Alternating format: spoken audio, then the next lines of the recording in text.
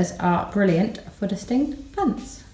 It helps remove the dust from the leaves and it attracts the dust to the feathers, so drawing it away from the leafy surfaces.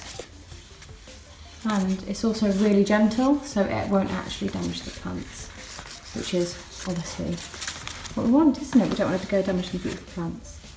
So there we go. So we start at the top and work down to the bottom. Otherwise, we just have to keep dusting the same surfaces over and over again. Okay, all done.